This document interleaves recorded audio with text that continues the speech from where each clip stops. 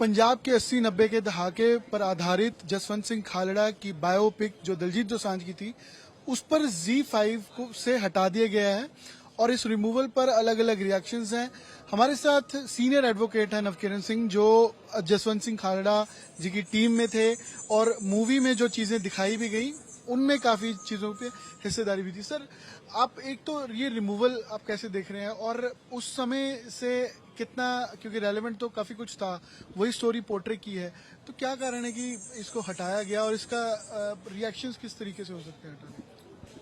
देखिए, पहली बात तो ये मूवी पास होनी चाहिए थी CBFC से भी, जो पंजाब 95 नाम के जरिए सारे लोगों में जानी थी, उसको जाने देना चाहिए था। सरकार की ये गलत डिसीजन है इसको पास ना करने देना।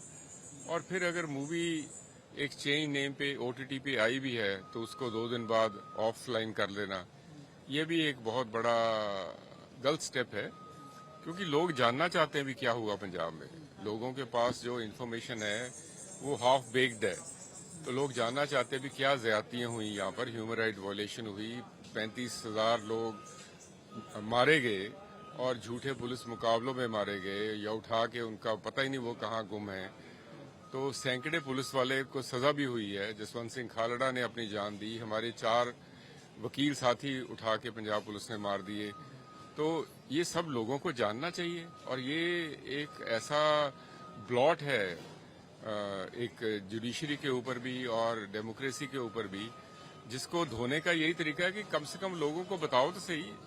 तो सच सामने ना आने देना सबसे बड़ी गलती है सरकार की। आपके ऊपर भी अटैक हुआ था जब वो 4 वकील क्योंकि मारे गए, आपके ऊपर भी अटैक था? ऐसे है कि उस समय में हम सब भी अंडर अटैक थे, तो 4 वकील जब मारे गए, मेरे पे भी एक अक्यूज जब रिहा हुआ, तो यहाँ पे तो ये कॉमन रूटीन थी, जब भी कोई अक्यूज कोर्ट से रिलीज होता था उसको पुलिस उठा के लेके उसका एनकाउंटर बना देती थी। तो हमने उसको बचाने की कोशिश की, तो मेरे पे भी उन्होंने गोली चलाई। तो ऐसे इंसिडेंट आम थे पंजाब में और 4 वकीलों की जान गई है। खालड़ा भी हमारे साथ काम करता था, डॉक्यूमेंटेशन हमने इकट्ठी की। तो लोगों के आगे सच आना चाहिए, इसी से सिस्टम ठीक होता है। अब वो समा तो निकल गया, लेकिन अगर लोगों को आप बताओगे नहीं तो ये गलतियां दोबारा भी हो सकती हैं, तो उसके लिए बहुत जरूरी है।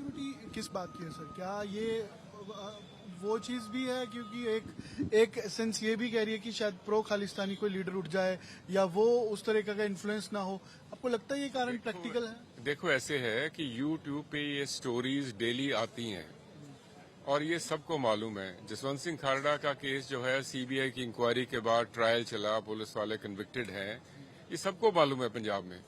इससे कोई फर्क नहीं पड़ा। जो पंजाब का दौर था उससे वो दौर वापस नहीं आएगा, क्योंकि लोग भी नहीं चाहते। लेकिन जो गलतियां हुई हैं उनको जब तक आप मानोगे नहीं तब तक आगे आप अपना सुधार नहीं करोगे सिस्टम का। तो इसलिए ये जरूरी है कि उन गलतियों को लोगों में डिसेमिनेट किया जाए ताकि ये गलती रिपीट ना हो।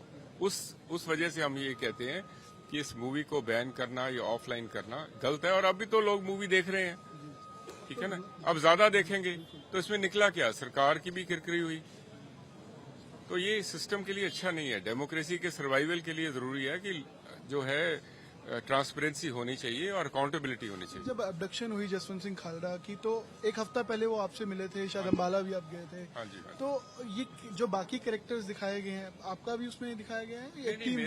नहीं, हमारा कोई रेफरेंस नहीं है उसमें, ना हमें किसी ने कंसल्ट किया है, लेकिन we were part of the same team. और उसने हफ्ता पहले आके चंडीगढ़ हमें बताया भी मुझे अजीत सिंह संधू उठाना चाहता है और मुझे धमकी दे रहा है। और हमने कहा भी आप सिक्योरिटी लगा लो, उसने कहा भी नहीं, सिक्योरिटी मैं नहीं लगवाना चाहता, क्योंकि लोगों का मेरे पास एतबार नहीं रहेगा।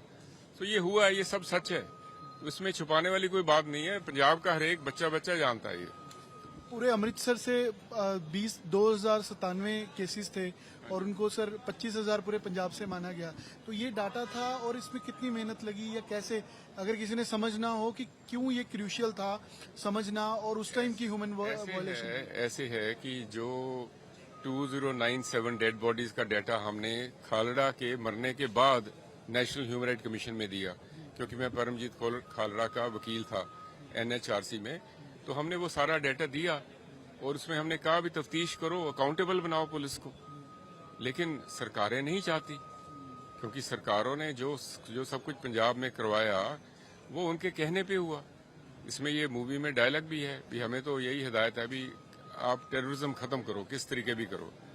तो जो भी हुआ वो सरकार की कंसेंट से हुआ, और वही सरकार जो चाहे वो कांग्रेस की हो चाहे बीजेपी हो, वो सरकार जो है वो रिप्रेजेंट करती है सेंट्रल गवर्नमेंट को। तो कहीं ना कहीं वो चाहते हैं भी इस बात को छुपा दिया जाए, लोगों में ना जाए, लेकिन सच तो ज्यादा देर छुप नहीं सकता। तो ये इन्होंने गलती की है इसको ऑफलाइन करने के लिए। मेरा दिल कहता है भी शायद पंजाब 95 को वो रिलीज करने देंगे, क्योंकि उन्होंने आके इलेक्शन भी लड़नी है पंजाब में। तो ये ऐसी मूवीज को अगर बैन करेंगे, ऑफलाइन करेंगे, तो पंजाब तो आगे ही बीजेपी के लिए कोई ग्राउंड नहीं है। तो इस मूवी को अगर आप बैन करोगे तो आप क्या मुंह दिखाओगे पंजाबियों को। तो हम चाहते हैं कि लोगों को में सच जाए और ऐसी बातें दोबारा रिपीट ना हो किसी पार्ट में भी इंडिया के। ये हमारा इसलिए हम चाहते हैं मूवी रिलीज हो। सर, इस केस से जुड़े जो कैरेक्टर उसमें दिखाए गए, जो विक्टिम थे, क्या अब भी केसेस में है वो, या पुलिस वालों के साथ साथ उनको भी मतलब अभी पुलिस ने गायब कर दिया, डिसअपियर कर दिया या इनकाउंटर कर नहीं, दिया? ऐसे है कि मैं पर्सनली जो उसमें जो विटनेसेस थे उनके साथ मैं लिंक नहीं हूँ। अब मुझे उनके बारे में कोई ज्ञान नहीं है इसके बारे में। पुलिस ऑफिसर्स जो सर इसमें कल्प्रिट थे, अब वो मेरे ख्याल अभी भी जेल में है, अभी भी जेल में उम्र कैद हुई है उनको। और इस केस का सर आगे या इस तरीके के जो बाकी केसेस कुछ चल भी रहे हैं इसमें? कल भी एक कन्विक्शन हुई है पटियाला कोर्ट में, सीबीआई कोर्ट में। क्योंकि मैं आपको बता रहा हूं कि 35,000 के करीब लोग गुम हैं या मारे गए हैं, तो उनके केसेस अभी भी चल रहे हैं। 250-300 पुलिस वालों को उम्र कैद हुई है, तो वो वैसे थोड़ा हो गई है, सच है तभी हुई है। कल ही अभी पटियाला नहीं, सॉरी, मोहाली में, अब सीबीआई कोर्ट मोहाली में है, उसमें कन्विक्शन हुई है।